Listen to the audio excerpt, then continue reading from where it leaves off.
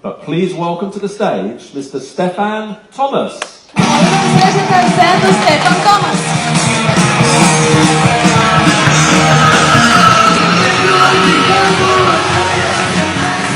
Thank you so much.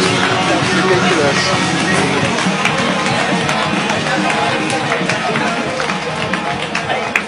Stefan Thomas.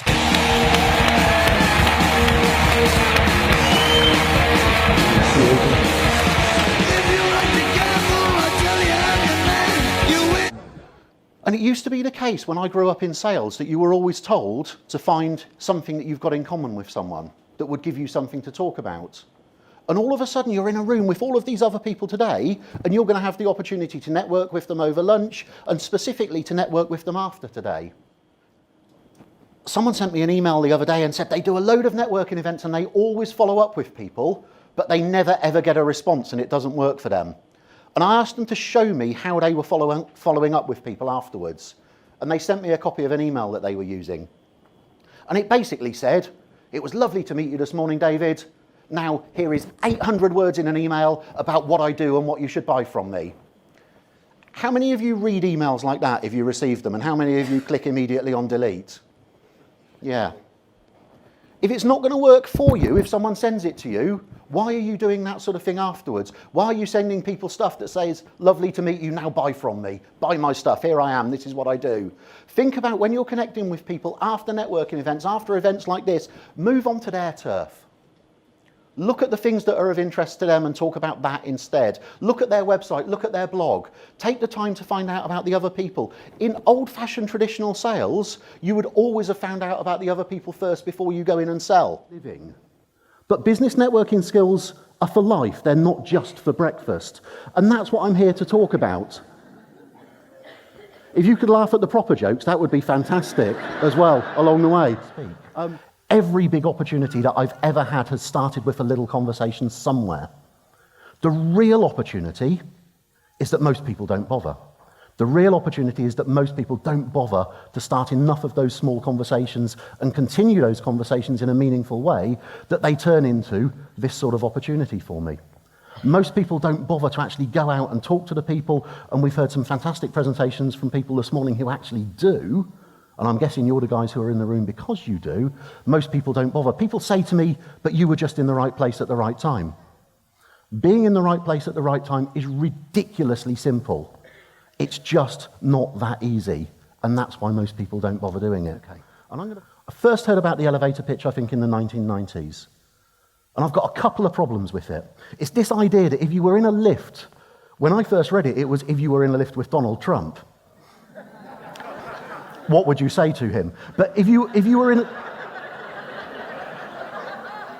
Yeah, that. If you were in a lift with Richard Branson, you've got 60 seconds, you're only going up to the 3rd floor. You're in a lift with Richard Branson. What are you going to tell him about your business to get him excited? If you really did that to Richard Branson, this is my first problem.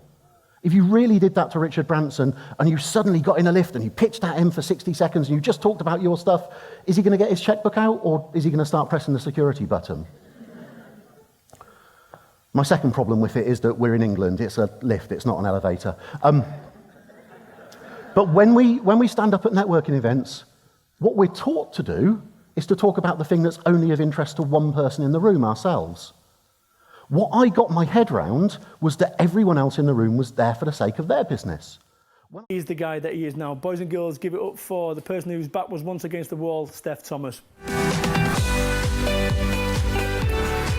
Thank you so much, ladies and gentlemen. Thank you. My name's Stefan Thomas. I am the author of Business Networking for Dummies. Go. But you've got those people who are good enough to come out there and post on your LinkedIn and tell you that you're rubbish and tell you that they don't agree under false names. I'm still watching. And then you've got the other people. The people who say, "Oh, well, you know, if it doesn't work out, you can always go back to hairdressing." The people who bash you over the head with faint praise. The people who pretend they care, but are trying to talk you out of it all the time. If you're in business for yourself, if you're building something for yourself, you believe it's going to work, those people are telling you it's not going to work, one of you is going to be right. No point debating it, No point arguing about it. No point saying in 10 years' time, yeah, but pandemic, yeah, but this, yeah, but whatever it happens to be.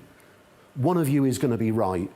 You're going to be right and you're going to be successful, or all of the people who tried to talk you down are going to be right.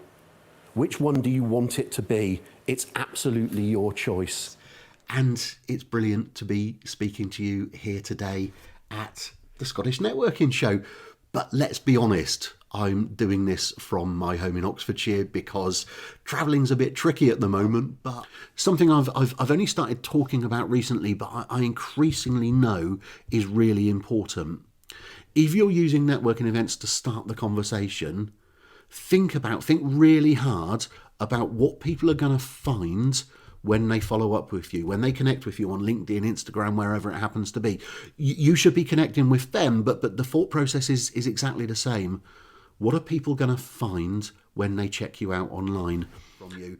I've done so much networking over the years, and what I fell in love with it was having done about 1,500 networking events now, having always been told in the rest of my career in shoe shops, in estate agency, that you only got one chance to make an impression.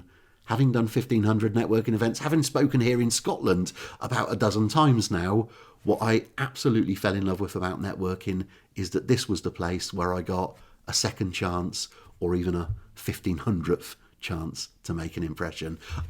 Scottish Networking Show, thank you very much for listening. Ladies and gentlemen, my name's Stefan Thomas, thank you. That's telling me I'm out of time. Thank you for listening, thank you.